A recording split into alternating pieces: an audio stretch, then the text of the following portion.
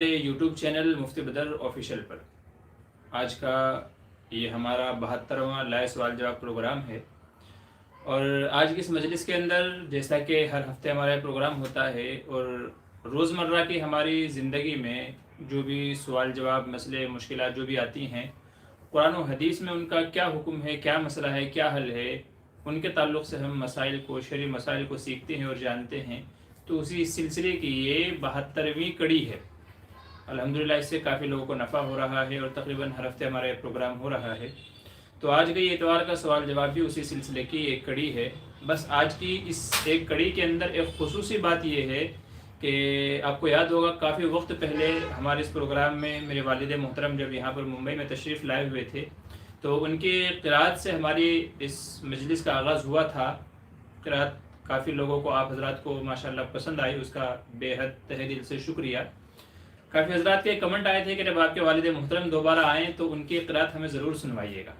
तो आज के इस प्रोग्राम के अंदर भी स्पेशल यही है कि मेरे वालिद मोहतरम आए हुए हैं, तो इंशाअल्लाह आज के इस अपने हम प्रोग्राम की शुरुआत भी वालिद साहब की क़िराअत से ही करेंगे इंशाअल्लाह। तो चलिए प्रोग्राम को शुरू कर लेते हैं और वालिद मोहतरम को मैं इस सिलसिले में दावत देता हूँ कि वो हमारी इस महफ़िल का, इस मजलिस का आगाज़ जो है वो तिलावत कलामुल्लाह से फ़रमाएँ, ताकि ये एक खैर व बरकत का ज़रिया भी बन जाए और जो नौजवान बच्चे हैं उनके अंदर कुरान करीम को ऐसे ही तरतील के साथ में पढ़ने का शौक़ और जज्बा भी पैदा हो जाए और हम ऐसे ही कुरान करीम को उम्दा आवाज़ से, अच्छी आवाज़ से पढ़ने वाले बने, क्योंकि कुरान करीम में यही हुक्म दिया गया है वरतिलिल कुरान तरतीला, कि कुरान को तरतील से पढ़ो, बेहतरीन ठहर ठहर करके आराम से इत्मीनान से पढ़ें। तो कुरान करीम से बरकत हासिल करते हुए कुरान करीम को उम्दा आवाज़ में पढ़ने का एक ज़ौक़ और शौक़ पैदा करने के लिए और आज की इस मजलिस को हम शुरू करते हैं वालिद साहब की तिलावत से। तो मैं उनको दावत देता हूँ कि वो हमारी इस मजलिस का आगाज़, आज की इस महफ़िल का आगाज़ कुरान करीम की तिलावत से फ़रमाएँ। तो आप जो है सुनिएगा ध्यान से और फिर बताइएगा कि आपको क़िराअत कैसी लगी है।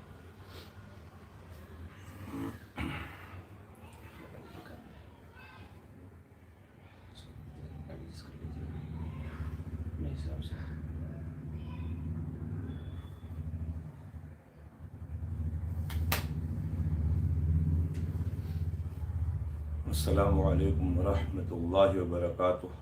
वालेकुम अस्सलाम।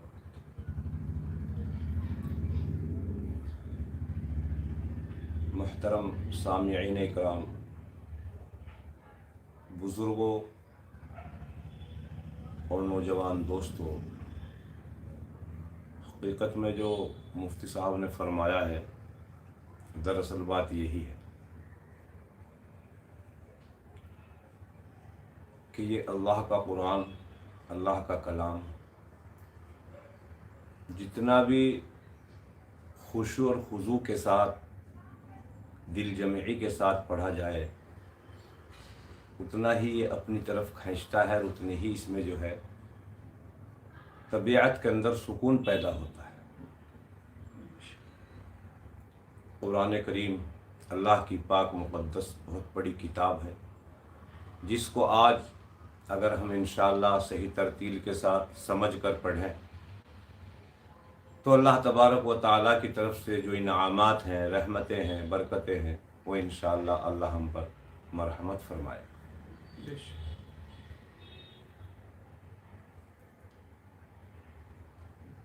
आप हजरात के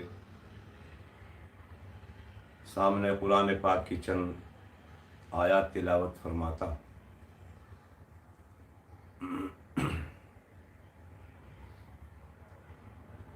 अऊज़ु बिल्लाहि मिनश शैतानिर रजीम।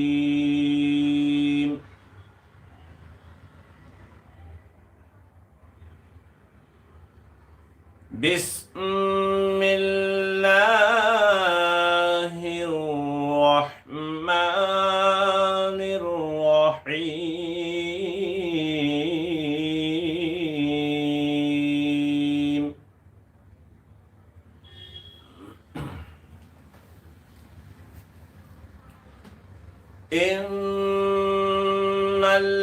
इन्नल्लज़ीना फ़तनुल मुमिनीना वल मुमिनाति सुम्मा लम يتوبوا فلهم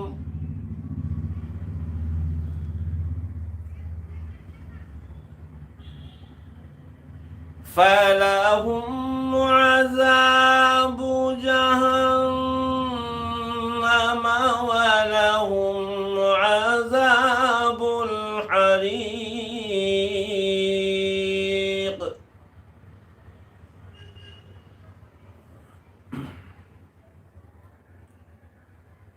إن الذين آمنوا وعملوا الصالحات لهم جنات تجري من تحتها الأنهار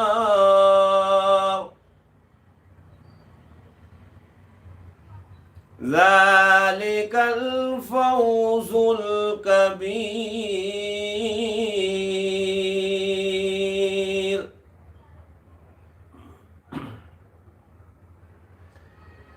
إن بطش ربك لشديد إنه هو يبدئ ويعيد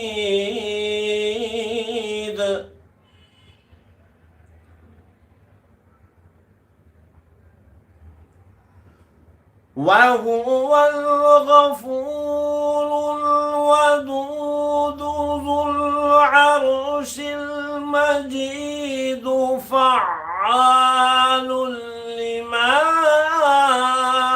يريد.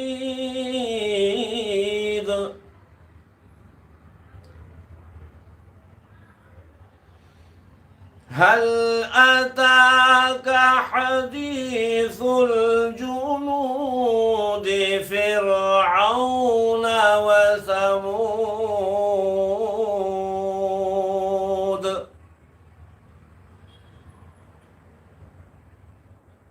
بل الذين كفروا في تكذيب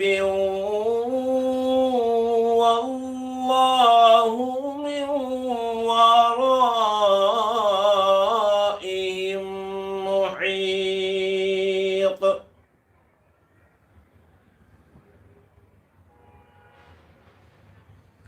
بل هو قرآن مجيد في لوح محفوظ.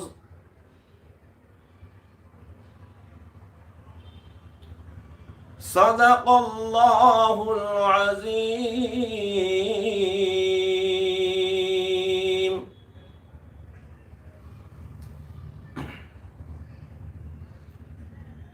بسم الله الرحمن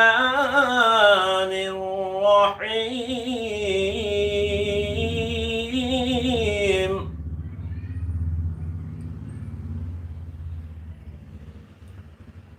أرأيت الذي يكذب بالدين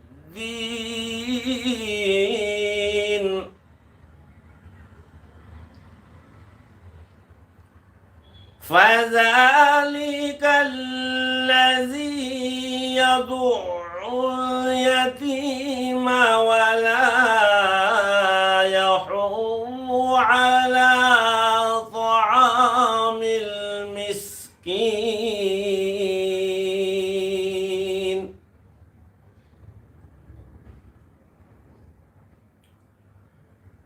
فويل للمصلين الذين هم عن صلاتهم ساهون.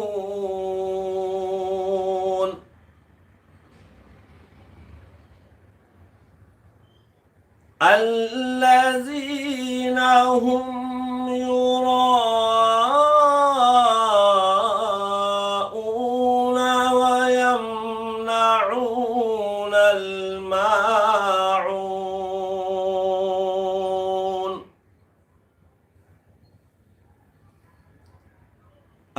آمنت باللہ صدق اللہ العظیم۔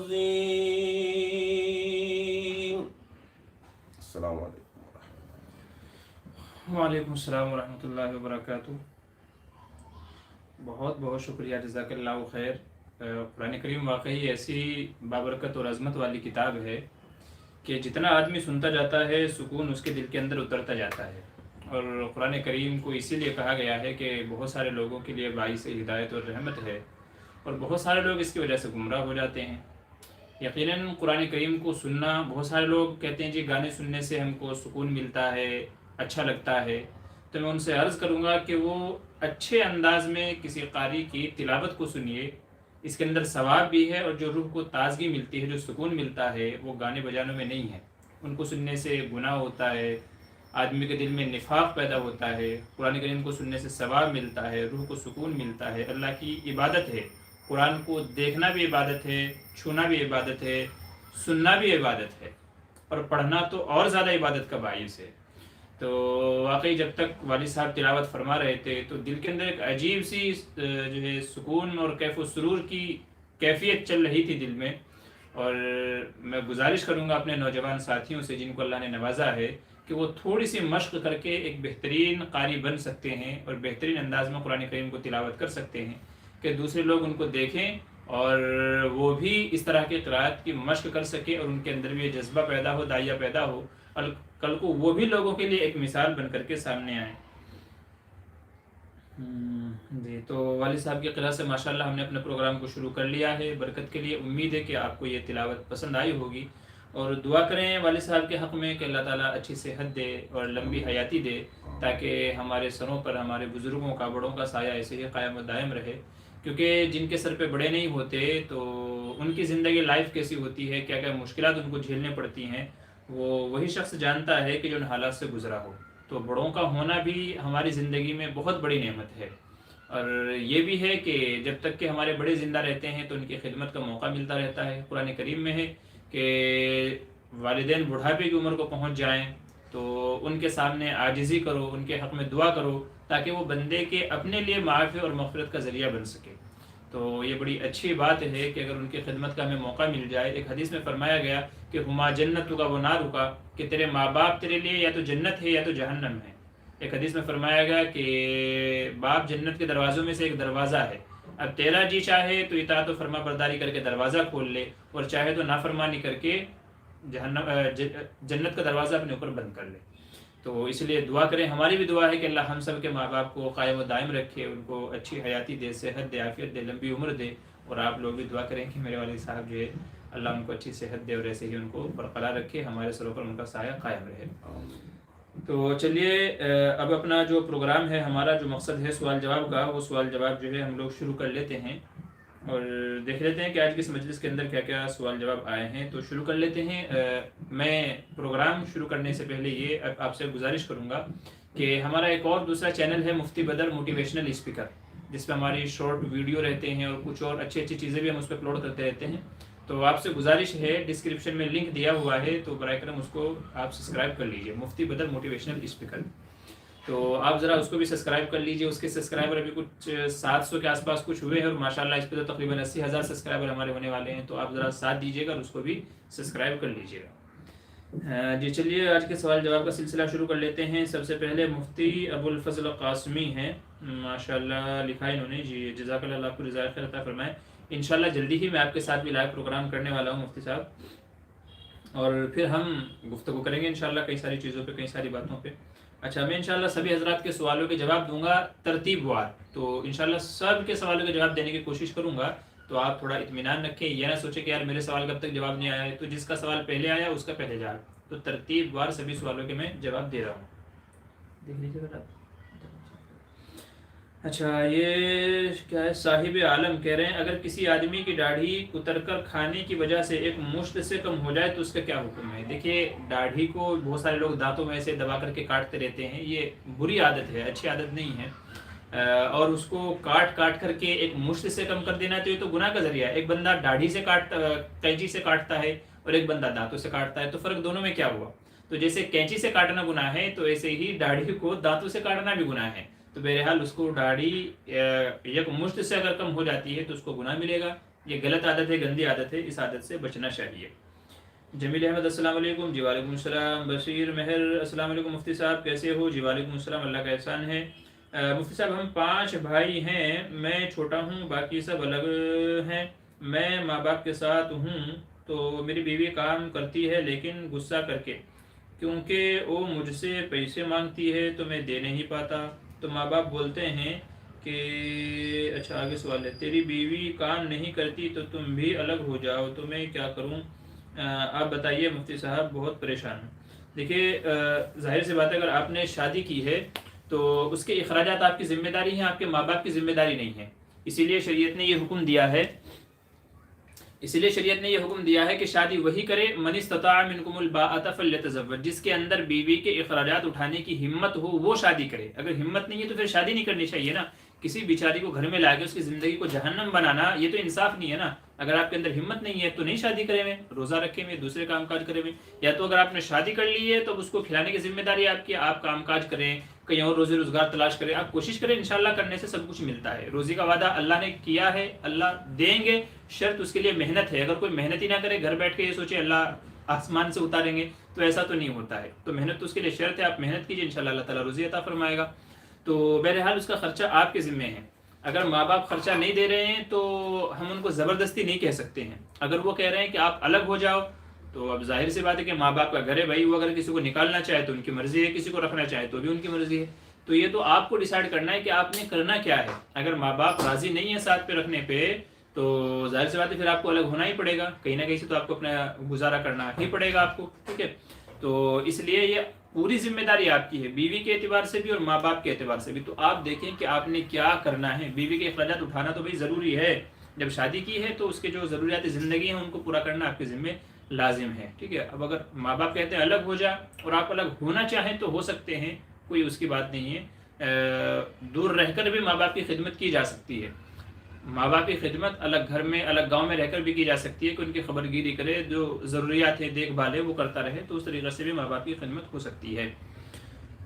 फवाज़ अली अस्सलाम वालेकुम मुफ्ती साहब, पतंग उड़ाना कैसा है? जी वालेकुम सलाम। आपने बहुत अच्छा सवाल पूछा है। आजकल हम देख रहे हैं कि चारों तरफ पतंग उड़ाने का जोर चल रहा है, और बल्कि अभी कल ही मैंने एक बंदे की वीडियो देखी थी कि जो उसका मांझा जो होता है ना, डोरी जो होती है पतंग उड़ाने की, उससे एक बंदे का गला कट गया है।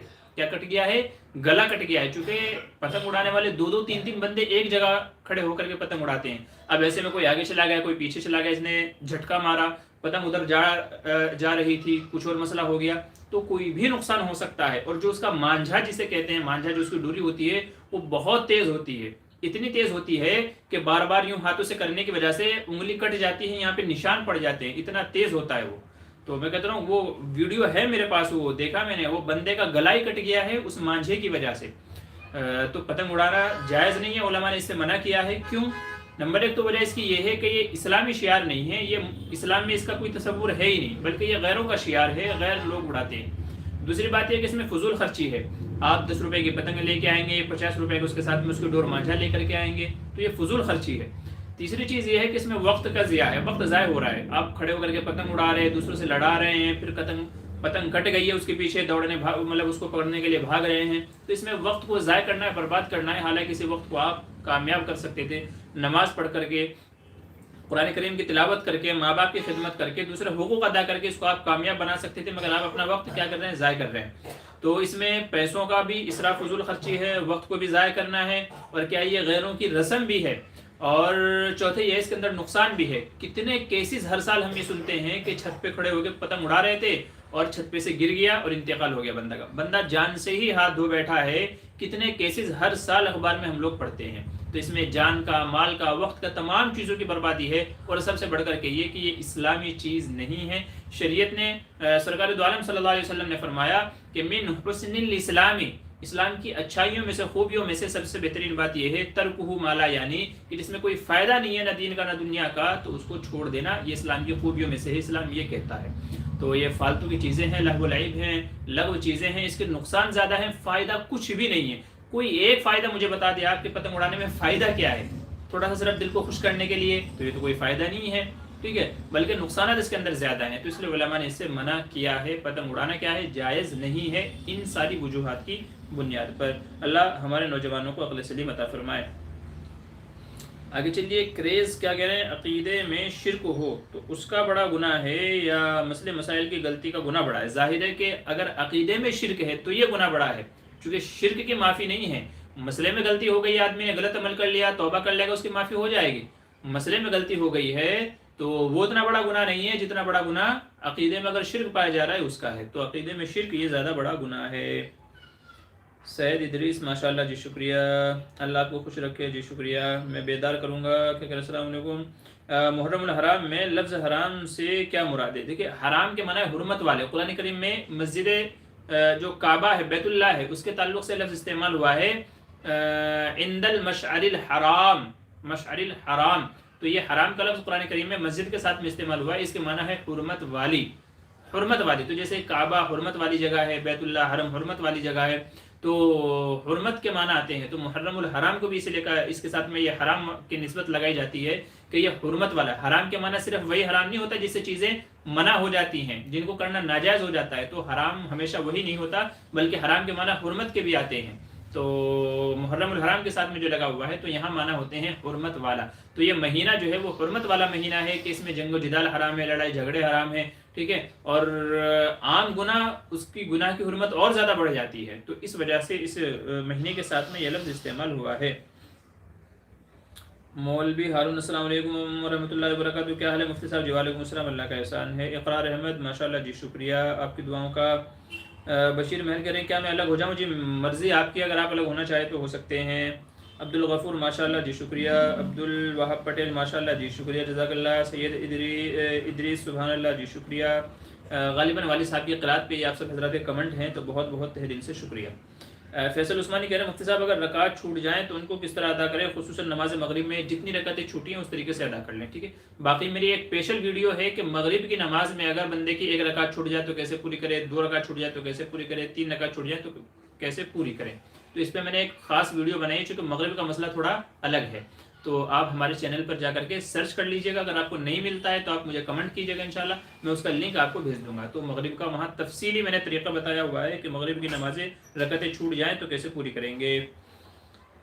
وسیم آفات ماشاءاللہ جی شکریہ۔ علی اکبر کیا کریں مفتی صاحب آپ پلیز برا مت ماننا، مفتی صاحب جو شرک کرتے ہیں ان کو کافر مت کہنا۔ پہلے کے علماء جو شرک کرتے تھے، جو حضرت علی کو مدد سے دعا مانگتے تھے، ان کو کافر نہیں کہتے تھے۔ دیکھیں، یہ اس طرح کے جو مسائل ہیں، جو اختلافی مسائل ہیں یا جن کا تفصیل طلب مسئلہ ہے، ٹھیک ہے، تفصیل طلب مسئلہ ہے، تو ان کو آپ برائے کرم یہاں نہ پوچھا کریں، چونکہ یہاں مختصر سوال ہوتا ہے، اس کا مختصر جواب ہوتا ہے۔ باقی یہ ہے کہ حضرت علی کو چھوڑیے، اگر کسی نے حضور صلی اللہ علیہ وسلم کو بھی مدد کے لیے پکارا، یعنی جیسے اللہ مدد کرتے ہیں اس اعتبار سے حضور مدد کرتے ہیں، حضرت علی کو تو بہت دور کی بات ہے، تو اگر کوئی براہ راست حضرت حضور صلی اللہ علیہ وسلم کو مشکل کشا سمجھتا ہے تو اس کے اوپر بھی علماء نے بالاتفاق کفر کا فتویٰ لگایا ہے۔ تو حضرت علی کے تعلق سے آپ کہہ رہے ہیں پورے پرانے علماء ان سے مدد مانگنے کو کفر نہیں کہتے تھے، تو میرے علم میں تو نہیں ہے، آپ نے کن علماء کی بات کر رہے ہیں، آپ ان کے کہاں فتوے ہیں، تو ذرا مجھے بھی بھیجیے گا آپ، تاکہ میرے علم میں بھی اضافہ ہو، اور اگر میں غلط ہوں تو اپنی بات سے رجوع کر سکوں۔ نہیں تو یہی ہے بھائی کہ اللہ کو چھوڑ کر کے کسی سے بھی مدد مانگنا اور اس کو مشکل کشا سمجھنا، یہ ڈائریکٹ کی بات کر رہا ہوں، واسطے وغیرہ کی بات نہیں کر رہا ہوں، ڈائریکٹ مشکل کشا سمجھنا، جو حضرت علی کے تعلق سے بعض لوگوں کا یہ عقیدہ پایا جاتا ہے، جیسا کہ شیعہ حضرات ہیں، تو اس کے اوپر بالاتفاق کفر کا حکم ہے۔ اگر آپ اس سے انکار کرتے ہیں تو پھر البینۃ علی المدعی دعویٰ آپ کے ذمے ہیں، ٹھیک ہے، تو آپ اپنی بات کو ثابت کریں۔ ماشاءاللہ بہت خوب ہو گیا حضرت۔ محراب میں نماز ادا کرنا مکروہ ہے؟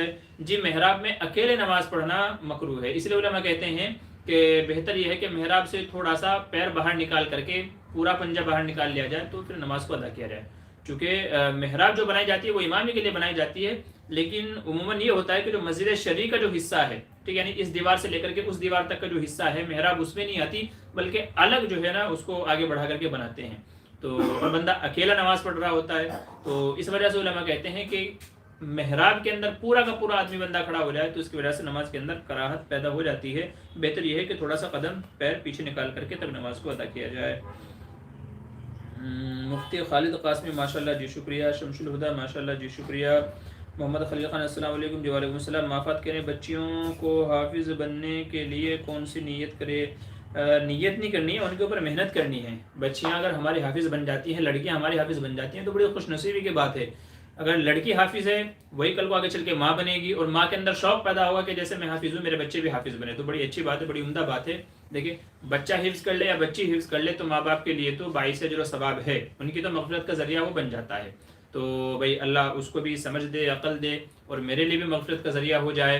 تو اس نیت سے اپنے بچوں کو حافظ قرآن بنانا چاہیے، وہ چاہے لڑکے ہوں چاہے لڑکیاں ہوں.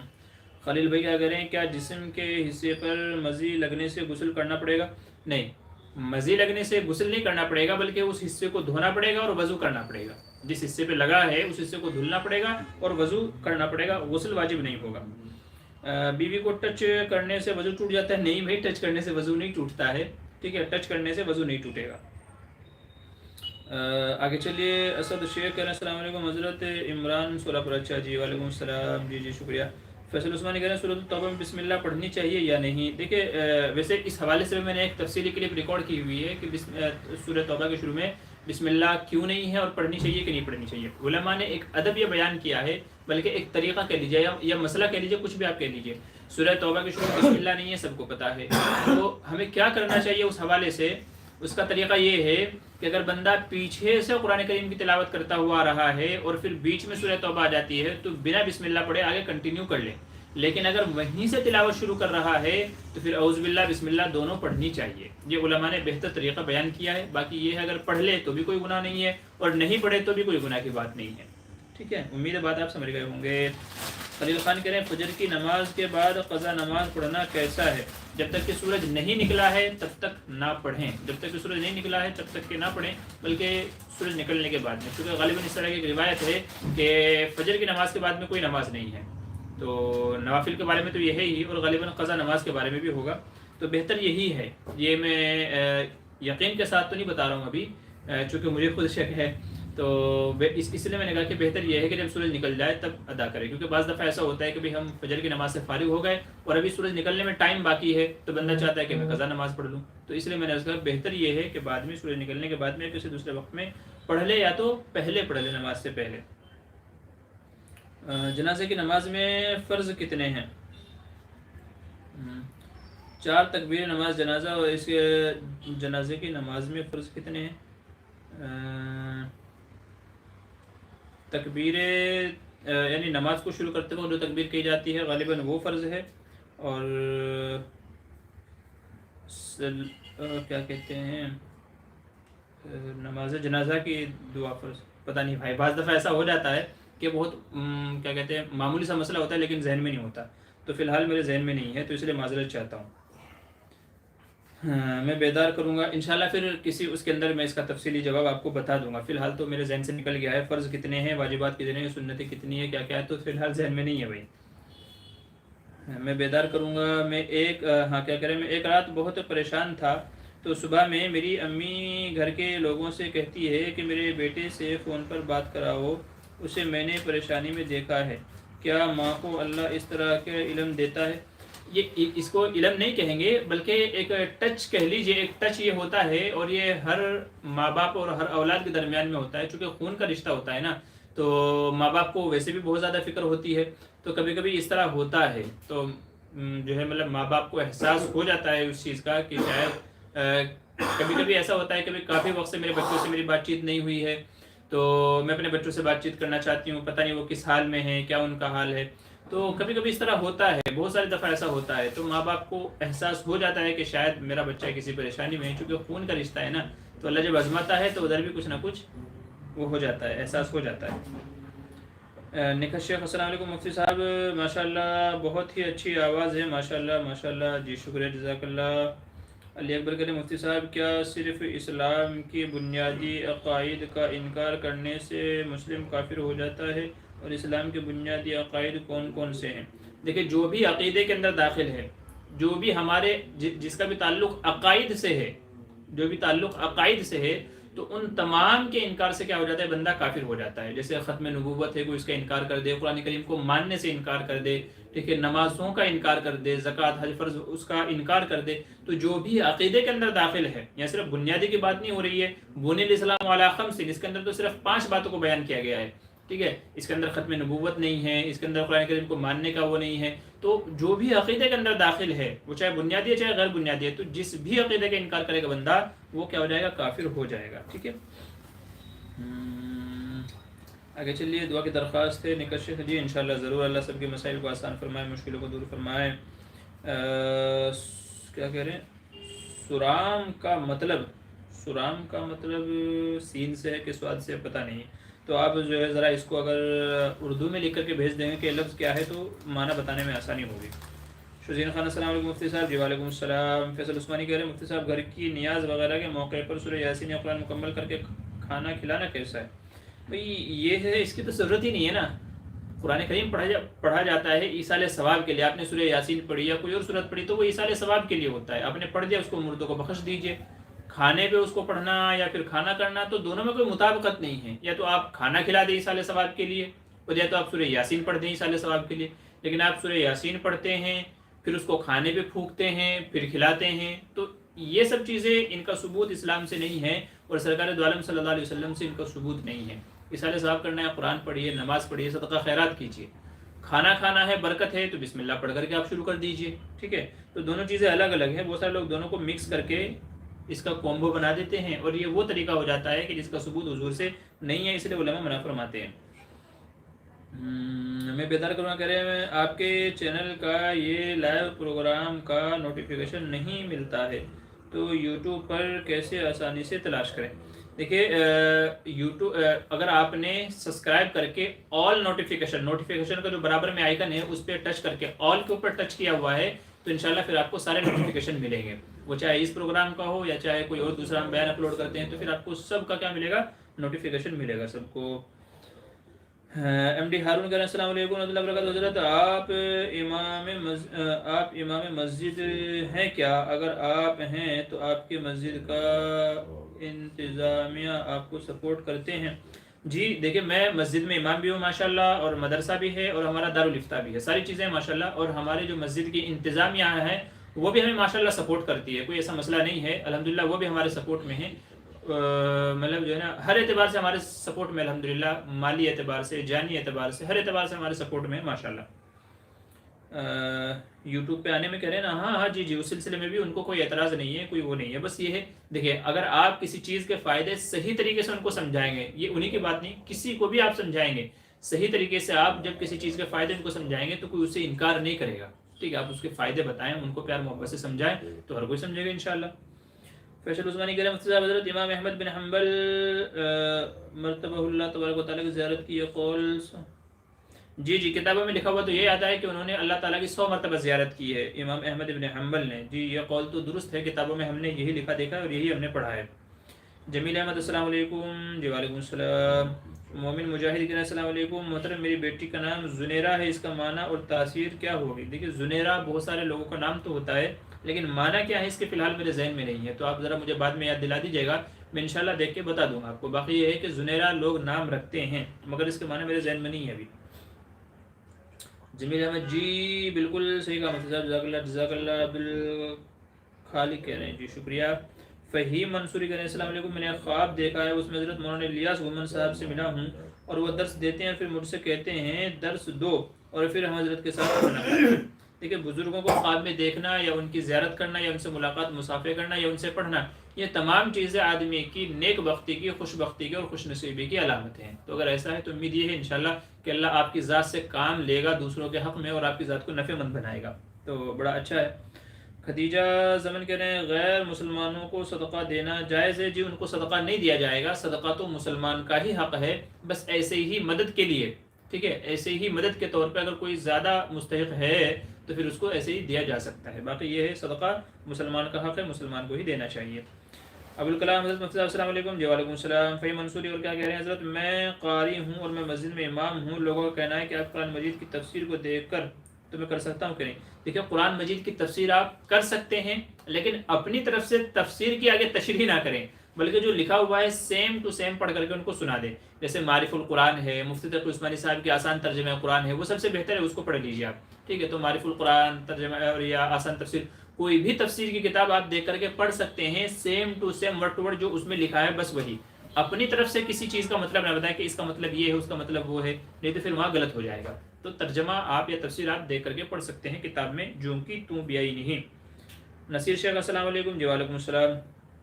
میں بیدار کروں گا کہ انڈر ویئر اور پاجامہ پہن کر سوئے اور احتلام ہو گیا تو گندگی صرف انڈر ویئر پر دکھائی دی لیکن پاجامے پر بالکل بھی دکھائی نہیں دے رہا ہے، تو کیا دونوں کپڑے بدلنا ضروری؟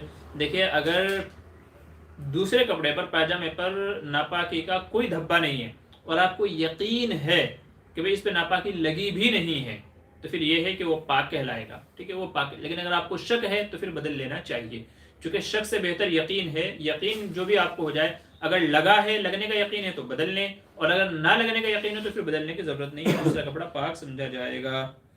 ابو الکلام: حضرت مدرسے کا مسافر اگر چندے کے لیے نکلا ہے اور وہ 4 رکعت والی نماز پڑھا سکتا ہے کیا عوام کو؟ دیکھیے، جو مسافر ہے وہ 4 رکعت نہیں پڑھا سکتا، وہ صرف 2 ہی رکعت پڑھا سکتا ہے. اگر کہیں اس طرح کا مسئلہ پیش آ رہا ہے تو پھر یوں کر لیا کرے کہ اپنا نماز جو سے کہہ دے کہ میں مسافر ہوں، میں 2 رکعت پڑھا کر کے سلام پھیر دوں گا اور آپ لوگ کھڑے ہو کر کے اپنی 2 رکعت پوری کر لینا. تو یہ طریقہ تو ہے. باقی 4 رکعت نہیں پڑھا سکتا، نماز ہی نہیں ہوگی پچھلے والوں کی، اور وہ 4 رکعت پڑھے گا تو اس کی بھی نہیں ہوگی. ٹھیک ہے، تو 2 رکعت ہی پڑھا سکتا ہے، 4 نہیں پڑھا سکتا. عرفان گوہر: السلام علیکم مفتی صاحب، یہ پوچھنا چاہتا ہوں کہ دوران جمعہ احتیاطی میں اللہ کے دینے سے گناہ گار ہو جاؤں گے؟ نہیں، ایسا تو نہیں ہے. جو ہے دیکھیں، بھول چوک تو معاف ہے. نبی کریم صلی اللہ علیہ وسلم نے ارشاد فرمایا کہ رفع عن الامتی الخطا والنسیان، اس طرح کی حدیث ہے کہ میری امت سے بھول چوک اور نسیان یہ کیا ہے، معاف ہے. تو اگر بھول چوک میں اس طرح کا کوئی لفظ کہا جاتا ہے تو کوئی مذائقہ نہیں ہے. دوسری بات یہ ہے کہ جب ہم بستری والا عمل کرتے ہیں تو اس وقت ہم کو دعائیں بھی پڑھنی رہتی ہیں نا. حدیث میں دعائیں بتائی گئی ہے، اللہم جنبنا من الشیطان وجنب الشیطان ما رزقتنا، تو اس میں بھی اللہم لفظ اللہ آیا ہوا ہے. تو اس لیے اگر نام لے دیا گیا ہے تو کوئی گناہ کی بات نہیں ہے، کوئی گناہ کی بات نہیں ہے، بلکہ یہ عمل تو ایسا ہے کہ اس کے اوپر اللہ کے نبی نے ثواب ذکر فرمایا کہ یہ عمل کرنے پر بھی بندے کو ثواب ملتا ہے، اور آپ گناہ کی بات کر رہے ہیں. تو اگر کہہ دیا گیا ہے، زبان سے نکل گیا ہے، تو کوئی حرج کی بات نہیں ہے. آگے چلیے. فرحت پروین کہہ رہے ہیں صرف جے ہو کہنا کفر ہے؟ جی نہیں، صرف جے ہو کہنا کفر نہیں ہے. دیکھیں، جے ہو کا معنی ہوتا ہے اس کی فتح ہو. جے ہو کا معنی ہے فتح ہونا، کیا کہتے ہیں، کامیاب ہونا، کامران ہونا، یہ معنی ہوتے ہیں جے ہو کے. تو اگر کسی نے صرف جے ہو کہہ دیا تو اس سے کفر کا حکم نہیں لگے گا. توصیف خان کہنا السلام علیکم، 4 کبیرہ گناہ کے بارے میں بتائیے، اور کیا گناہ کبیرہ کے توبہ قبول ہوگی؟ دیکھیں، توبہ تو ہر گناہ کے بارے میں قبول ہوگی. توبہ ہر گناہ کے بارے میں قبول ہوگی، وہ چاہے شرک ہی گناہ کیوں نہ ہو، گناہ صغیرہ ہو، کبیرہ ہو، چاہے شرک کیوں نہ ہو. بندہ جس بھی گناہ سے توبہ کرے گا وہ تمام کے تمام گناہ اللہ تعالیٰ معاف فرما دیں گے. آپ کریں 4. دیکھیے، ماں باپ کی نافرمانی کرنا بھی بڑا گناہ ہے، کبیرہ گناہوں میں سے. شراب پینا بھی بڑے گناہوں میں سے ہے. زنا کرنا بھی بڑے گناہوں میں سے ہے، اور چوری کرنا بھی بڑے گناہوں میں سے ہے. ایسے ہی امانت میں خیانت کرنا بھی کیا ہے، بڑے گناہوں میں سے. تو کبیرہ گناہوں کی تو بہت بڑی لسٹ ہے. بلکہ اگر آپ نیٹ پہ سرچ کریں گے کبیرہ گناہ کیا ہے تو انشاءاللہ PDF میں آپ کو کتابیں بھی مل جائیں گی جس میں کبیرہ گناہوں کی بہت ساری فہرست شمار کرائی گئی ہوگی کہ کبیرہ گناہ کیا کیا ہیں. تو وہاں آپ کو تمام تفصیل مل جائے گی. شم انسٹ کیا کہہ رہے ہیں، تہجد کی نماز پڑھ رہے تھے، وطر کی نماز باقی تھی، تہجد کی رکعت چھوڑ کی اذان ہوئی، تہجد کی رکعت 6 کی اذان ہوئی، تو یہی رکعت میں 1 رکعت کی اضافہ کر کے وطر کی نیت کر کے پوری کیا، وطر کی نماز ادا ہوگی یا نہیں؟ جی نہیں، وطر کی نماز ادا نہیں ہوگی، کیونکہ دیکھیں آپ نے جب نفل کی نماز کیا ہے، تہجد کی نماز کیا ہے، یہ نفل ہے. وطر کی نماز کیا ہے، یہ واجب ہے. تو نفل میں واجب کی نیت اگر آپ کر رہے ہیں تو اس نیت کے اعتبار نہیں ہوگا. اگر آپ نوافل میں واجب کی نیت کر لیتے ہیں تو اس کے اعتبار نہیں ہوگا. اگر آپ نفل پڑھ رہے ہیں تو وہ نفل ہی مانی جائے گی. دوسری بات یہ ہے کہ دوران نماز نیت کو چینج کرنے کا اختیار نہیں ہے. دوران نماز ایک بندے نے 4 رکعت سنت کی نیت باندھی اور پھر 2 رکعت پڑھنے کے بعد نیت کر لی کہ میں فرض پڑھ رہا ہوں، تو نیت کے اعتبار نہیں ہوگا. نماز کے بیچ میں نیت بدلنے کا اعتبار نہیں ہوگا. جب آپ نماز کو شروع کر رہے ہیں उस वक्त आपकी क्या नीयत है उसका एतबार है। आप फ़र्ज़ पढ़ रहे हैं कि नवाफिल पढ़ रहे हैं कि सुन्नत पढ़ रहे हैं कि वाजिब पढ़ रहे हैं, आप कौन सी नमाज़ पढ़ रहे हैं, तो जब आप नमाज़ शुरू कर रहे हैं उस वक्त की नीयत का एतबार होता है। तो इस तरह के मसले में आप वित्र नहीं शुमार कर सकते हैं, उसको नहीं अदा कर सकते हैं, वित्र को बाद में अलग से ही पढ़ना पड़ेगा। आगे चलिए। फरहत परवीन क्या करें, हिंदू गॉड के नाम निकल जाए तो कुफ्र है, काफिर हो गया क्या बंदा? सिर्फ ऐसे ही जुबान से निकल गया है तो काफिर तो नहीं होगा, कुफ्र का हुक्म तो नहीं लगेगा, क्योंकि ये एक तो गफलत से हो गया है, भूल चूक से हो गया है, और भूल चूक क्या है, माफ़ है। दूसरी बात क्या है, दिल से नहीं बोला है, उसके ऊपर रजा बखुशी वो नहीं बोला है, तो इसलिए कुफ्र का हुक्म नहीं लगेगा। तौबा बंदे को फिर भी कर लेनी चाहिए और एहतियात करनी चाहिए, ठीक है। इस तरह की चीज़ों के बारे में जब बंदा सोचता है ना तो वो सोच में निकल जाता है, तो सोचना ही नहीं चाहिए ना, क्योंकि खाम खामे तो निकलेगा नहीं। आदमी जिस चीज़ को ज़्यादा देखता है, ज़्यादा बोलता है, उसके बारे में सुनता है या उसका मुताला करता है, तो वही चीज़ें बंदे के ज़ुबान से गैर इख्तियारी तौर पर निकलते हैं। तो इसलिए आप उन तमाम चीज़ को अवॉइड करें, उन तमाम चीज़ों से एहतियात करें जो आपके जहन में घूमती रहती हैं और वो क्या है, गलत चीज़ें हैं।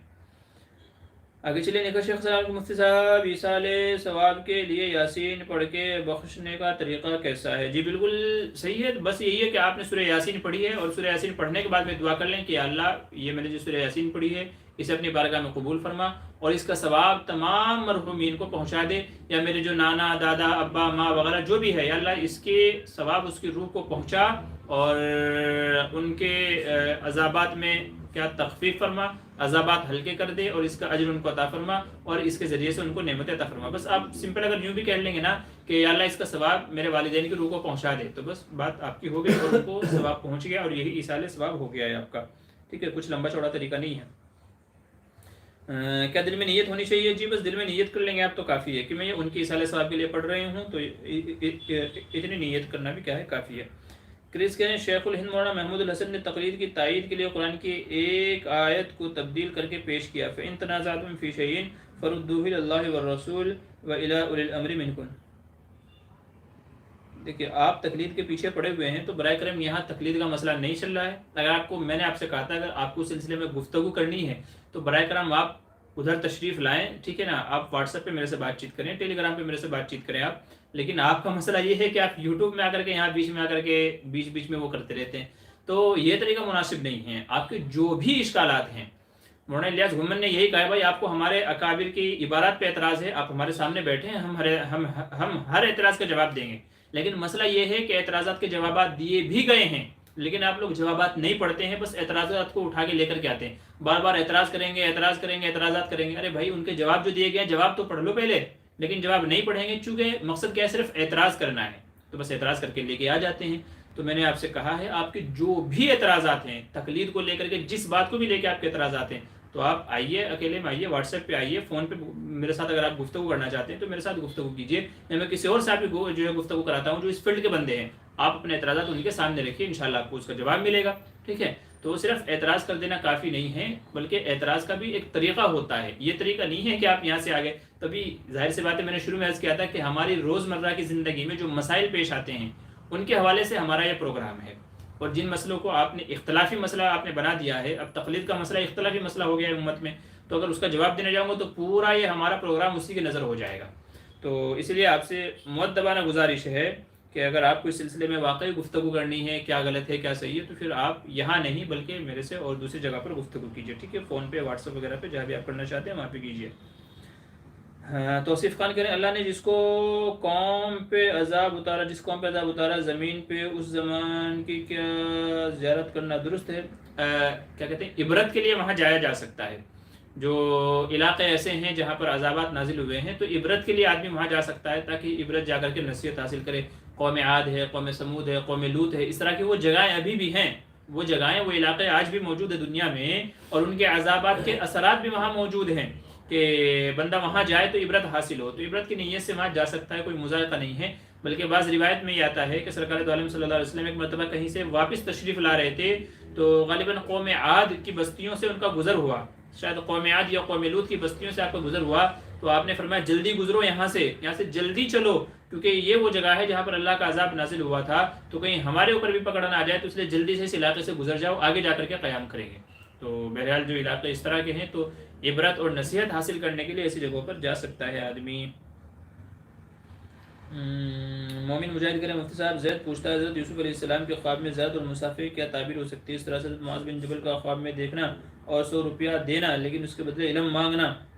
دیکھیے میں نے شروع میں عرض کیا اگر انبیاء کو آدمی خواب میں دیکھتا ہے یا صحابہ کو یا بزرگان دین کو خواب میں دیکھتا ہے تو اس کی تعبیر اچھی ہی ہے اور عمدہ ہی ہے، اور یہ آدمی کے نیک بخت ہونے کے خوش بخت ہونے کی نشانی ہے. ٹھیک ہے، اور یہ ہے کہ اللہ اس سے انشاءاللہ کام لے گا اور اس کا اقبال، اس کا نصیب انشاءاللہ بلند ہوگا. یہ اس بات کی طرف اشارہ ہے. فیصل عثمانی کہہ رہے ہیں زنیرہ نام کے معنی زنار کے ہیں کہ زنار کے ہیں، کیا کہہ رہے ہیں؟ اب زنار ہے کہ زنار ہے پتہ نہیں. ابو الکلام کیا کہہ رہے ہیں حضرت اگر نیت کی ہے 15 دن کی تو پھر پڑھا سکتا ہے کہ عوام کو؟ جی ہاں، اگر 15 دن کی نیت کر لیتا ہے کہیں پر ٹھہرنے کی تو اب وہ مقیم ہو جائے گا، پھر وہ بندہ نماز پڑھا سکتا ہے 4 رکعت والی بھی. میں بیدار کروں گا اگر پاجامے پر بالکل داغ نہیں ہے تب. میں نے عرض کر دیا نا بھائی کہ دیکھیں ضروری نہیں ہے کہ اس کا داغ ہی وہاں تک پہنچے. کبھی کبھی ایسا ہوتا ہے کہ اس کا گیلا پن پاجامے کو لگ گیا ہے مگر نشان نہیں آیا، تب آپ کیا کریں گے؟ اس لیے میں نے کہا پہلے یہ دیکھ لیں یقین آپ کو کس چیز کا ہے. صرف نشان پہ بھروسہ نہ کریں، یقین کس چیز کا ہے، لگا ہے کہ نہیں لگا ہے. اور وہ آدمی کو احساس ہو جاتا ہے کہ بھائی گیلاہٹ لگی ہوگی کہ نہیں لگی ہوگی، تو آدمی کو احساس ہو جاتا ہے. تو جس چیز کا آپ کو یقین ہو اس کے اعتبار سے عمل کر لیجئے. ٹھیک ہے، آگے چلیے. علی اکبر کہہ رہے ہیں مفتی حضرت عیسیٰ زندہ ہیں، یہ امت کے اجماع عقیدہ ہے، اس کا انکار کرنا کیسا ہے؟ جی جو امت کا اجماعی عقیدہ ہے، امت کا جو اجماعی عقیدہ ہے اس کے انکار سے بھی کفر لازم آئے گا. ٹھیک ہے، تو عقیدے کا انکار میں نے وہی شروع میں عرض کیا کہ عقیدے کے انکار سے کیا ہے کفر لازم آتا ہے. تو اس لیے اگر عقیدے کا انکار ہوتا ہے تو بندے کے اوپر کفر کا حکم لگے گا. آگے چلیے. کون ہے؟ گورینی. السلام علیکم ورحمۃ اللہ. جی وعلیکم السلام. اللہ آپ کو ایمان و عافیت کے ساتھ سنت بھری طویل زندگی گزارنے کی توفیق عطا فرمائے. جی آمین ثم آمین. اللہ آپ کو بھی اس طرح کی زندگی نصیب فرمائے، اور آپ کی محبتوں کا بہت بہت شکریہ. اللہ آپ کی دعا کو قبول فرمائے. بشیر مہر مفتی صاحب بیٹی کے بال کتنے سال تک کاٹ سکتے ہیں؟ جب تک کہ وہ چھوٹی ہے، 5 سال 7 سال 8 سال کی ہے، بس تب تک کی گنجائش ہے. اس کے بعد جب وہ 9 سال، چونکہ بعض علماء کہتے ہیں کہ 9 سال کی عمر میں لڑکی بالغ ہو جاتی ہے، تو جب وہ اس حد تک پہنچ جاتی ہے تو پھر نہیں کاٹنے چاہیے اس کے، بلکہ شروع ہی سے نہیں کاٹے جائیں تو بہتر ہے. کیونکہ اگر آپ نے بچپن میں اس کو کٹنگ کا اگر اس کے کہہ لیجیے اس کو شوق دلا دیا تو پھر وہ بڑی ہو کر کے بھی کاٹنا شروع کر دے گی. تو بچیوں کی تربیت بچپن سے ہی ضروری ہے تاکہ بڑے ہو کر کے وہ جو بچپن میں انہوں نے دیکھا ہے سیکھا ہے اسی کے مطابق عمل کریں. اگر آپ بچپن میں اس کو فیشنیبل بنا رہے ہیں اور بڑے ہو کر کے سوچیں گے کہ یہ جو ہے برقع پہنے گی تو یہ آپ کی خام خیالی ہے. تو اس لیے بچیوں کو بچپن سے ہی اس چیز کا شوق دلانا چاہیے. میں بیدار کروں گا. کہہ رہے ہیں تہجد میں کتنی رکعت پڑھنی چاہیے؟ تہجد کا وقت کب سے کب تک ہے؟ دیکھیں تہجد کا وقت جو ہے وہ عشاء کے فوراً بعد سے لے کر کے فجر کی اذان ہونے تک ہے، صبح صادق تک ہے، اور کم سے کم 4 رکعت ہیں اور زیادہ سے زیادہ 12 رکعت ہیں. حضور صلی اللہ علیہ وسلم سے 4 رکعت پڑھنا بھی ثابت ہے اور 12 رکعت پڑھنا بھی ثابت ہے. تو جیسے آدمی کی چستی ہو، طبیعت ہو، اس اعتبار سے پڑھ لے، لیکن کم سے کم 4 رکعت پڑھنے کا علماء کا معمول ہے. ہاں 2 رکعت مل جائے تو وہ بھی پڑھ لینی چاہیے کہ بندے کو کچھ تو ملا ہے، کچھ تو میسر ہوا ہے، تو جو بھی ملے پڑھ لیں، لیکن کم سے کم 4 رکعت پڑھنے کی کوشش کرنی چاہیے. صوت الاسلام. السلام علیکم ورحمۃ اللہ. جی وعلیکم السلام. کریز کیا کریں؟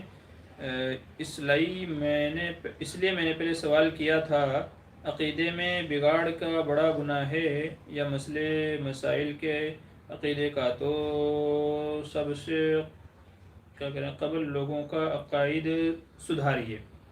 دیکھیے آپ نے ٹھیکہ نہیں لے رکھا ہے لوگوں کے عقائد سدھارنے کا. دوسری بات یہ ہے کہ کہاں کیا گڑبڑ ہوئی ہے آپ اپنے چھوٹے سے دماغ سے اس کو نہیں کہہ سکتے. مطلب آپ یوں کہنا چاہ رہے ہیں کہ دنیا میں سب سے عقل مند آپ ہیں. اس سے پہلے جو اولیاء اللہ بزرگان دین گزرے ہیں انہوں نے کتابیں لکھی ہیں، وہ سارے غلطی پر تھے. آج آپ 1400 سال کے بعد میں 2-4 کتابیں پڑھ کر کے، وہ بھی انہی کی لکھی ہوئی پڑھ کر کے، آج آپ اپنا عقلی گھوڑا دوڑا کے کہتے ہیں کہ وہ لوگ غلط تھے، انہوں نے عقیدے میں گڑبڑ کی ہے. ارے بندہ خدا عقیدے میں گڑبڑ ہے کہ نہیں ہے یہ کون ڈیسائیڈ کرے گا؟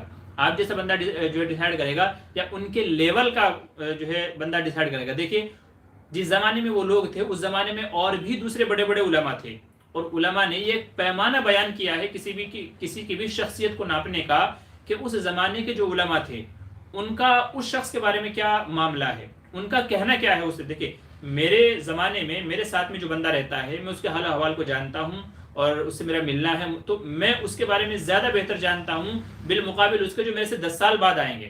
10 سال بعد آنے والے کو کیا پتا اس کی زندگی کیسی تھی، ویوہار کیسا تھا، معاملات کیسے تھے، اس کا مطلب کیا تھا کیا نہیں تھا، 10 سال بعد والوں کو کیا پتا، مجھے زیادہ پتا ہے۔ تو اس لیے علماء کہتے ہیں کہ کسی بھی بندے کو ناپنے کا ماپنے کا ایک پیمانہ یہ ہے کہ اس کے ہم عصر لوگ اس کے بارے میں کیا کہتے ہیں، اس کو غلط کہتے ہیں کہ صحیح کہتے ہیں، اس شخص کے بارے میں ان کی رائے کیا ہے، تو ان کی جو رائے ہوگی اس کا زیادہ اعتبار ہوگا۔ اور اس سے بڑھ کر کے یہ ہے کہ وہ بندہ خود اس نے اپنی وضاحت کیا کی ہے، اس قول کی اپنی بات کی اس نے کیا وضاحت کی ہے، تو جو اس نے وضاحت کی ہوگی وہ سب سے زیادہ معتبر ہوگی، کیونکہ قائل اپنی بات کی وضاحت کا زیادہ حقدار ہوتا ہے۔ تو بہرحال میرے عرض کرنے کا مطلب یہ ہے کہ آپ جس کو عقائد میں بگاڑ کہہ رہے ہیں وہ ہے بھی کہ نہیں، کہ صرف آپ کی ذہنی پیداوار آپ کے ذہن کی اوپج ہے، یہ کون ڈیسائیڈ کرے گا؟ آپ ڈیسائیڈ کریں گے۔ آپ بیٹھ کے بتائیں گے کہ جی امام بخاری نے یہ غلطی کی تھی، امام مسلم نے یہ غلطی کی تھی، امام ترمذی نے یہ غلطی کی تھی، فلاں اللہ والے نے یہ غلطی کی تھی، فلاں اللہ والے نے یہ غلطی کی تھی، آپ ڈیسائیڈ کریں گے یہاں بیٹھ کے؟ کیا آپ کے اندر اتنا علم ہے، اتنی سمجھ ہے آپ کے اندر کہ آپ جو ہے لوگوں جو ہے غلطیاں پکڑتے پھریں گے، آپ بتائیں گے کہ عقیدے میں بگاڑ ہے کہ نہیں ہے؟ تو یہ آپ نہیں کر پائیں گے، ٹھیک ہے؟ جس کو آپ سمجھ رہے ہیں ہو سکتا ہے کہ وہ آپ کی چھوٹی سی عقل کی کیا ہو، کمی ہو، آپ ہی کی سمجھ میں نہ آ رہا ہو اور آپ الٹا ان کو ڈانٹ رہے ہیں، ویسا بھی تو ہو سکتا ہے نا، کیونکہ عقل کامل اللہ نے آپ کو تو دی نہیں ہے کہ بھئی پوری عقل اللہ نے، پوری دنیا کی عقل آپ کے اندر جو ہے سمو دی ہے کہ بھئی آپ کی دنیا میں سب سے بڑے عقل مند انسان ہے، آپ سے بڑا عقل مند کوئی ہے نہیں۔ تو ہو سکتا ہے آپ کی چھوٹی سی عقل کی کمی ہو اور آپ کے بھیجے میں بات نہیں گھس رہی ہو، آپ ہی غلط سمجھ رہے ہوں، تو پھر کیا کریں گے آپ؟ تو اس لیے میرے بھائی عرض یہ کر رہا ہوں کہ صرف اعتراض کرنا ہی کوئی کمال کی بات نہیں ہے، آپ جس کو غلط سمجھ رہے ہیں وہ صحیح معنوں میں ہے بھی کہ نہیں ہے، ذرا پہلے معتبر دوسرے علماء سے پوچھ لیجئے، سمجھ لیجئے۔ سیدھا اعتراض ٹھوک دیا کہ عقیدے میں بگاڑ ہے، یوں ہے وہ ہے، تو یہ مناسب طریقہ نہیں ہے، یہ مناسب بات نہیں ہے۔ آگے چلیے، کیا کہہ رہے ہیں نکھت شیخ جی، جزاک اللہ مفتی صاحب، اللہ آپ کو ہمیشہ خوش رکھے، آمین ثم آمین۔ آسیہ خانم السلام علیکم، جی وعلیکم السلام۔ عبدالکلام حضرت ایک ہی جگہ 15 دن موجود رہا تبھی تو پڑھا سکتا ہے؟ جی ہاں، جب ایک ہی دن سے مراد یہ ہے کہ جیسے ایک شہر ہے، اگر ایک شہر میں آدمی 15 دن ٹھہرنے کی نیت کر لیتا ہے یا ایک علاقے میں 15 دن ٹھہرنے کی نیت کر لیتا ہے تو وہ مقیم کہلائے گا۔ یہ مطلب نہیں ہے کہ بھئی میں اس گھر میں رہنے کی 15 دن نیت کرتا ہوں، اس گھر سے باہر نہیں جاؤں گا، ایسا نہیں ہے، بلکہ ایک علاقے میں اگر بندہ 15 دن ٹھہرنے کی نیت کر لیتا ہے تو پھر اس کو مقیم شمار کیا جائے گا۔ جیسے میں جوگیشوری میں رہتا ہوں تو جوگیشوری میں یا اندھیری میں یا آس پاس کے علاقے میں اگر میں 15 دن ٹھہرنے کی نیت کرتا ہوں کہ میں 15 دن اسی ایریا میں رہوں گا، اسی علاقے میں رہوں گا، تو پھر وہ بندہ مقیم کہلائے گا اور پھر وہ 4 رکعت والی نماز پڑھا سکتا ہے۔ ایسے خانم مفتی صاحب آپ کی عمر میں برکت عطا فرمائے، جی شکریہ، جزاک اللہ، اللہ آپ کی دعا کو قبول فرمائے۔ توصیف خان کیا کریں، امام کیا کہہ رہے ہیں، امام بننے کے شرائط کیا ہیں؟ میرے کیمپ میں کوئی بھی آگے آ کر نماز پڑھانے لگتا ہے اور کس کے پیچھے نماز قبول ہوگی؟ دیکھیے، اگر آپ کو تمام تفصیل دیکھنی ہے تو پھر مفتی سلمان منصور پورے کی ایک کتاب المسائل ہے، ٹھیک ہے، تو اس کے جلد نمبر 1 کے اندر میں امام کے اندر کیا کیا خوبیاں ہونی چاہیے وہ تمام چیزوں کو بیان کیا ہے، اور امام کے اندر کیا کیا خرابیاں ہوتی ہیں تو نماز نہیں ہوتی ہے، نماز مکروہ ہوتی ہے، تو وہ سب چیزیں بھی اس کے اندر بیان کی گئی ہیں۔ تو کتاب المسائل آپ نیٹ پہ سرچ کریں گے، گوگل پہ سرچ کریں گے تو PDF میں کتاب آ جائے گی، اس کو ڈاؤن لوڈ کر لیجیے اور ڈاؤن لوڈ کر کے آپ اس کو پڑھ لیجیے، انشاءاللہ آپ کو تمام تفصیل مل جائیں گی۔ باقی حدیث میں کہا گیا الحق بالامامتی اقرؤہم یا اعلمہم، ایسا کہا کہ جو سب سے زیادہ مسائل کو جانتا ہے وہ ہے، پھر جس کی قرات اچھی ہے وہ ہے، پھر جو عمر میں زیادہ ہے وہ ہے، پھر جو زیادہ خوبصورت ہے وہ ہے۔ تو حدیث میں 3-4 چیزیں بیان کی گئی ہیں کہ امامت کا زیادہ حقدار کون ہے۔ باقی یہ ہے کہ تفصیل اگر آپ کو دیکھنی ہے تو آپ وہاں دیکھ سکتے ہیں۔ نمیرہ السلام علیکم مفتی صاحب، جی وعلیکم السلام۔ مولانا سجاد السلام علیکم، جی وعلیکم السلام۔ میں بیدار کروں گا، کیا کہہ رہے ہیں، کیا راستے میں کسی باغ سے بغیر اجازت کے پھل اٹھا کر کھا لینا کیسا ہے؟ جائز نہیں ہے، درست نہیں ہے، ٹھیک ہے، کسی کے ویسے پھل اٹھا لینا وہ صحیح نہیں ہے، وہ اس کی پرسنل پراپرٹی ہے، اس کا مال ہے، تو اگر آپ بغیر اجازت کے اٹھا لیں گے تو یہ مناسب نہیں ہے، ٹھیک ہے، تو ایسا نہیں کرنا چاہیے۔ اگر کسی نے کر لیا ہے تو باغ والے سے جا کر کے معافی تلافی کر لے، اس کو بتا دے کہ میں نے ایسا کیا تھا، تو آپ یا تو اس کی مجھ سے قیمت لے لے، ہدیہ لے لے، یا اللہ کے واسطے معاف کر دیں، ٹھیک ہے، باقی یہ مناسب نہیں ہے۔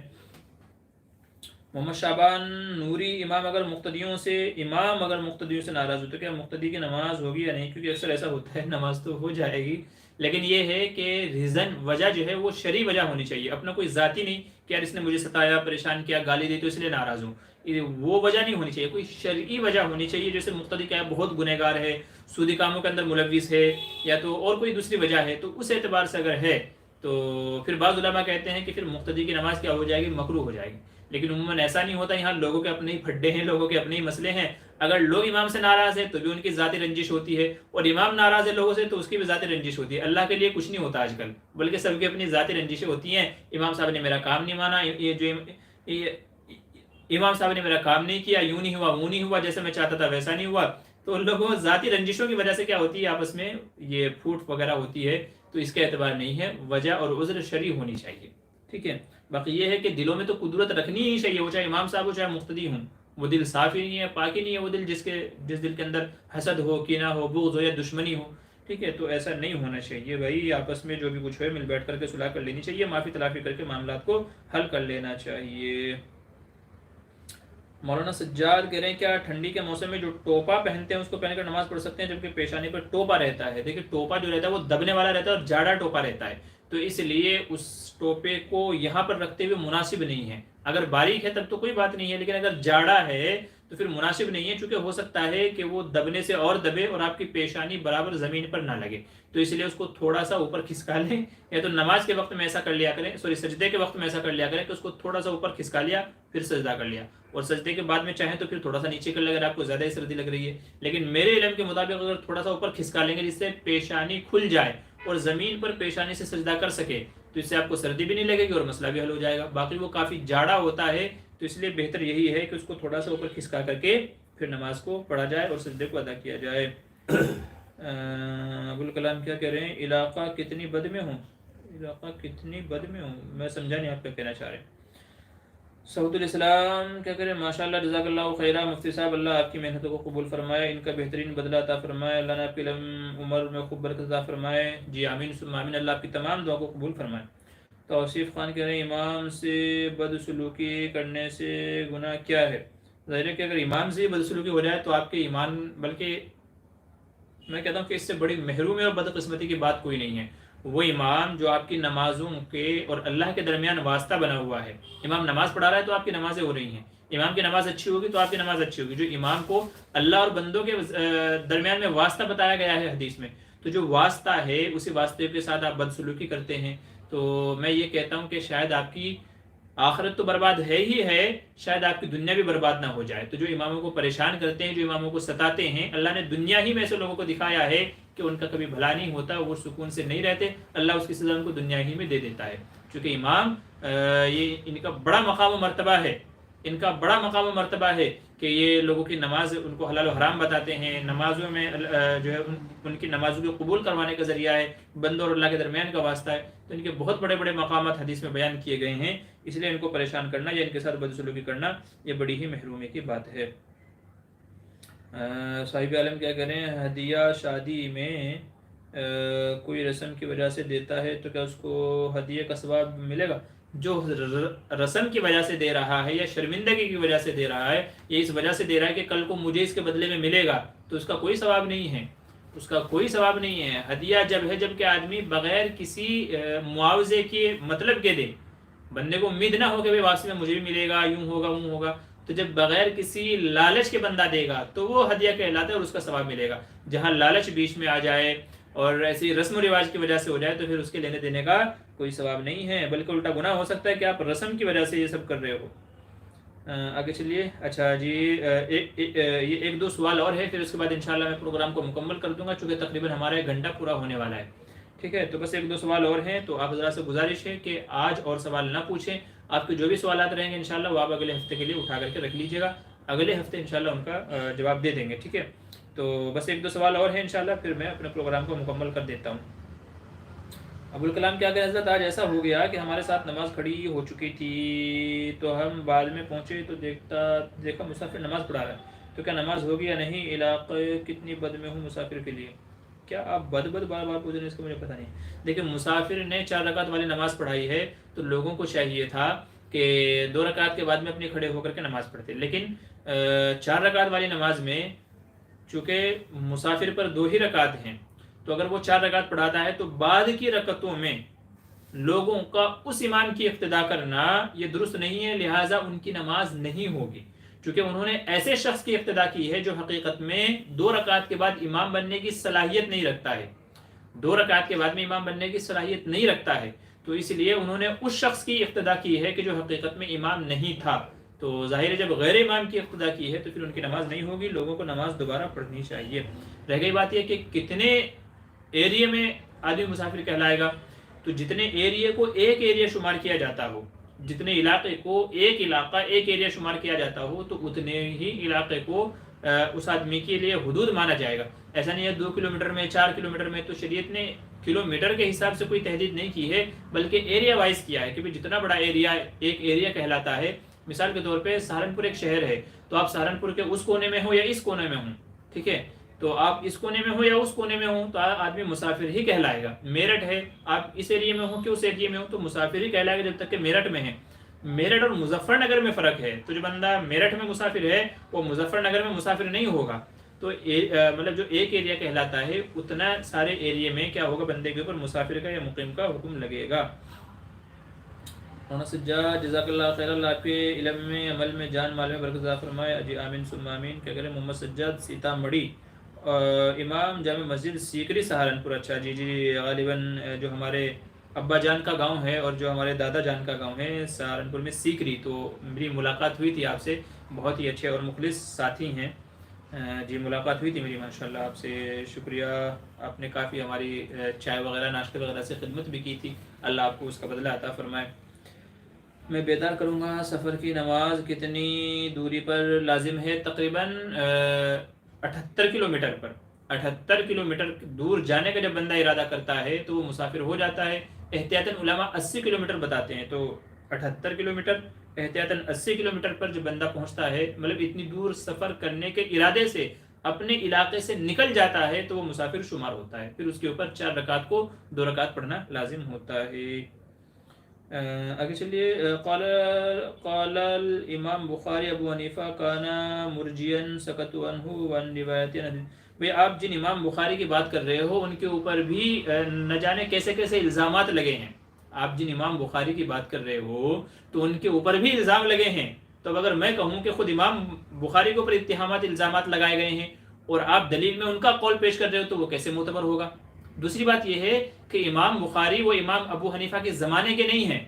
امام بخاری امام ابو حنیفہ کے زمانے کے نہیں ہیں, بلکہ امام بخاری تو بہت بعد کے زمانے کے ہیں, بہت بعد کے زمانے کے. امام مالک ان کے زمانے کے ہیں. اگر امام مالک ان کے بارے میں کوئی بات کہتے ہیں اور وہ صحیح معنوں میں معتبر کتب سے ثابت بھی ہے تو اس کا اعتبار ہوگا. یا جو اور ان کے زمانے کے ہیں تو اگر وہ کہتے ہیں تو وہ معتبر سمجھا جائے گا.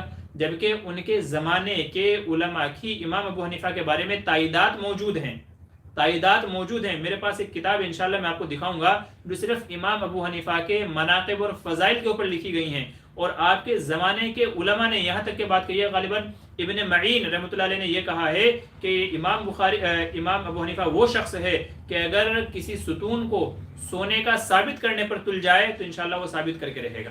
تو امام ابو حنیفہ کے زمانے کے جو لوگ ہیں انہوں نے تعریف ہی کی ہے ان کی, ٹھیک ہے, اور جنہوں نے کچھ کہا ہے تو وہ اصل میں ان کی طرف سے کسی اور نے بات نقل کی ہے. مجھے انشاءاللہ امید ہے قیامت تک کہ آپ الزامات انشاءاللہ آپ ثابت نہیں کر پائیں گے, انشاءاللہ نہیں ثابت کر پائیں گے آپ, ٹھیک ہے. جتنی بھی باتیں آپ کہہ رہے ہیں نا امام ابو حنیفہ کے بارے میں, مرجیہ ہونے کی بھی آپ بات کہہ رہے ہیں, آپ نے مسترب الروایت والی, جتنی بھی آپ باتیں کہہ رہے ہیں نا سب کے جوابات موجود ہیں. لیکن مجھے افسوس آپ کی کم عقلی پر یہی ہے کہ آپ نے صرف اعتراض پڑھا ہے, اعتراض کا جواب نہیں پڑھا ہے. وہ کسی نے کیا بات کہی ہے کہ آدمی کو حق بات بھی وہ پسند ہے جو اس کے اپنے حق میں ہو. تو آپ کو اعتراضات سچے لگ رہے ہیں تو آپ اعتراضات کو تو قبول کر رہے ہیں اور ان کو یہاں اعتراضات کو آپ لا کر کے ذکر بھی کر رہے ہیں, لیکن ان کے جو جوابات دیے گئے ہیں ان کو آپ کھا گئے بیچ میں, ان کو ہضم کر گئے. وہ چونکہ آپ کو ہضم ہونے والے نہیں ہے نا, تو اس لیے حالانکہ جو آپ اعتراضات کر رہے ہیں یہ دوسروں کی الٹی کر رہے ہیں, مطلب جو دوسروں نے الٹی کی آپ نے چاٹ لی, وہ جو دوسروں نے اعتراضات کرتے ہوئے آئے ہیں وہی اعتراضات آپ بھی کر رہے ہیں. تو یہ مرجیہ ہونے کی, مسترب الروایت, جتنے بھی آپ اعتراضات کر رہے ہیں ان سب کے جوابات موجود ہیں. اگر آپ کو معلوم نہیں ہے تو آپ مجھ سے رابطہ کیجئے گا, انشاءاللہ میں آپ کو وہ تمام کتابیں بھیجوں گا, میں تمام کتابیں وہ آپ کو بھیجوں گا جس میں ان تمام اعتراضات کے جوابات دیے گئے ہیں. اور جوابات دینے کے بعد پھر بھی اگر آپ وہی اعتراض کرتے ہیں تو آپ کی کم عقلی اور بے وقوفی پر مجھے افسوس ہے اور پھر آپ کا کوئی علاج نہیں ہے. چلیے آگے چلیے. اور کیا ہے ابوالکلام, حد میں ہو, جی حد کی میں نے بات کہہ دی ہے. کیا کیا لڑکی یا لڑکے کی شادی پر ہلدی لگانا چاہیے؟ بھائی آج کل جو ہلدی مہندی کی جو رسمیں ہو رہی ہیں ان کے اندر بے شمار خرافات ہوتی ہیں، بے شمار غلط چیزیں ان کے اندر ہوتی ہیں، اس لیے نہیں لگانا چاہیے، علماء نے منع فرمایا، تو ہلدی مہندی کی جو رسم ہے اس سے بچنا چاہیے۔ کیا کہہ رہی ہے آواز خان، السلام علیکم مفتی صاحب، زیر ناف کے بال 40 سے زیادہ دن ہو جائیں تو کیا حکم ہے؟ بھی پھر اس سے نماز مکروہ ہوتی ہے، آدمی کی، آدمی گنہگار ہوتا ہے اور نماز مکروہ ہوتی ہے، تو اس لیے 40 دن سے پہلے صاف کرنے کا حکم دیا گیا ہے۔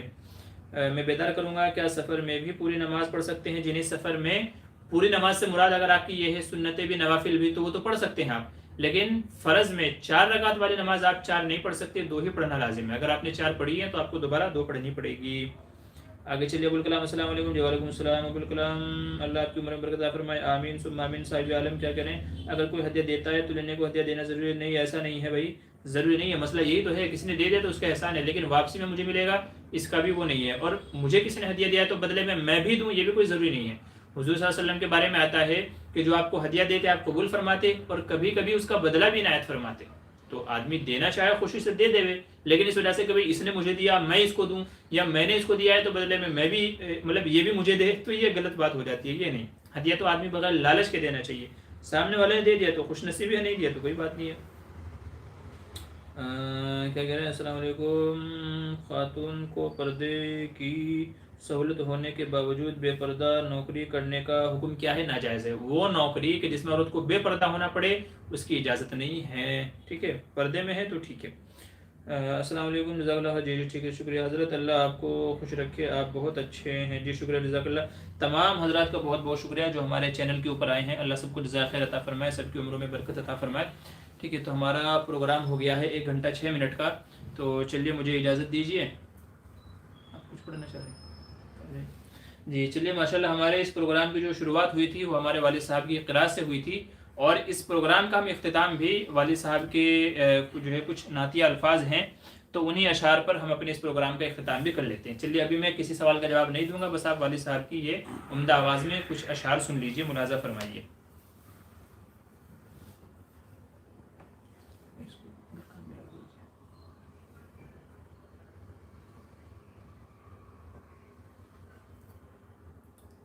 السلام علیکم ورحمۃ اللہ وبرکاتہ۔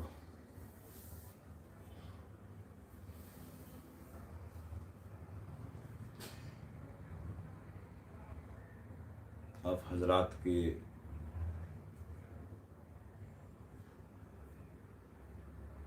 اس پروگرام کو شوق سے سننے کے لیے اور اس میں زیادہ سے زیادہ حصہ لینے کے لیے دل چاہا کہ کچھ نعتیہ کلام جو ہیں اللہ کی رضا کے لیے آپ حضرات کے سامنے پیش کروں۔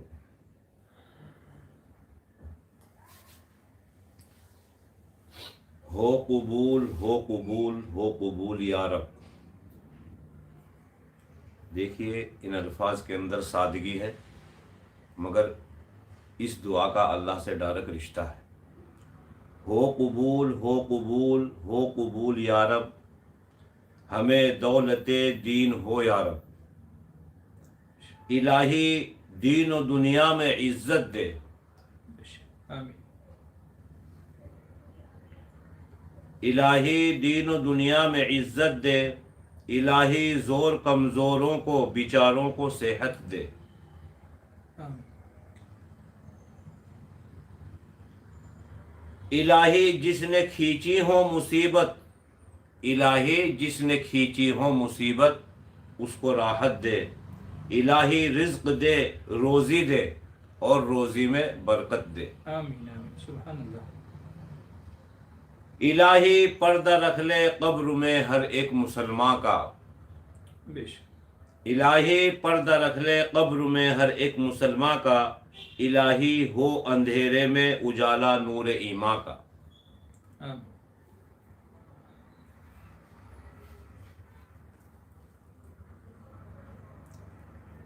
کچھ نعت کے نعتیہ کلام سماعت فرمائیے، چند الفاظ ہیں جو آپ کی نظر کرتا ہوں۔ کعبے پہ پڑی جب پہلی نظر،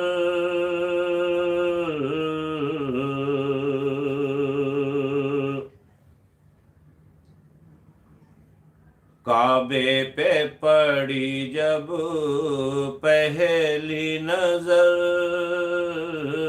کیا چیز ہے دنیا بھول گیا،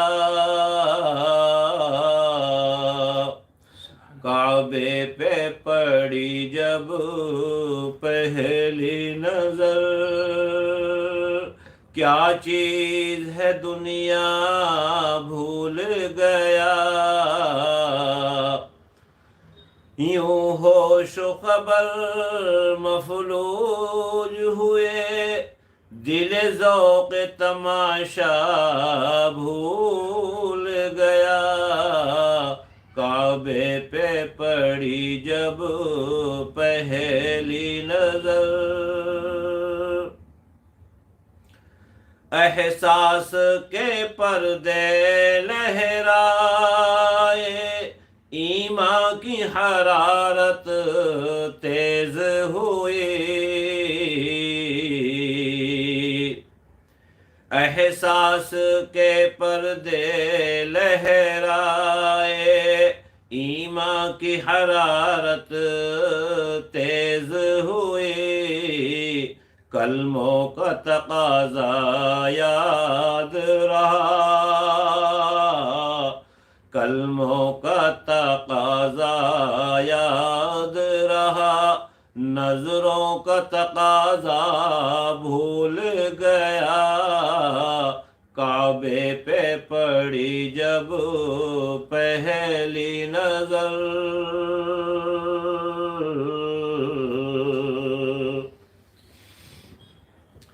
پھر روح کو اذن رقص ملا، خواب بیدار جب بیدار ہوئے،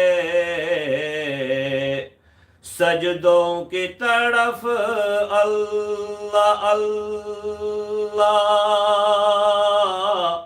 سجدوں کی طرف اللہ اللہ، سر اپنا اٹھانا بھول گئے، کعبے پہ پڑی جب پہلی نظر، کیا چیز ہے دنیا بھول گیا،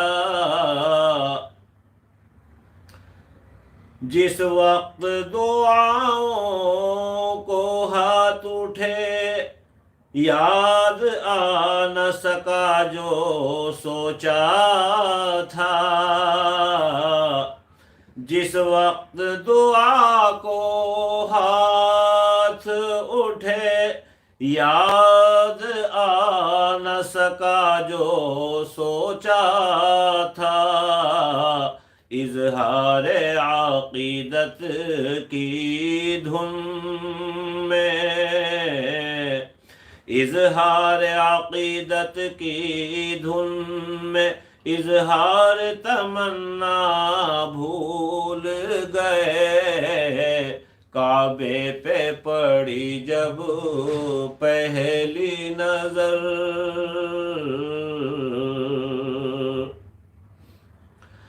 پہنچا جو حرم کی چوکھٹ پہ،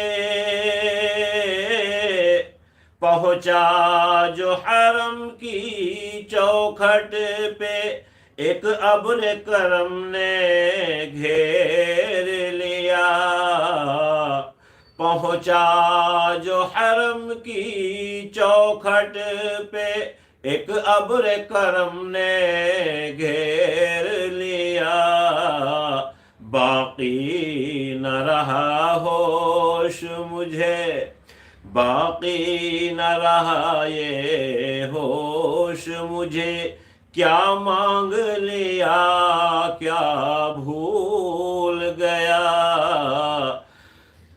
کعبے پہ پڑی جب پہلی نظر، کیا چیز ہے دنیا بھول گیا۔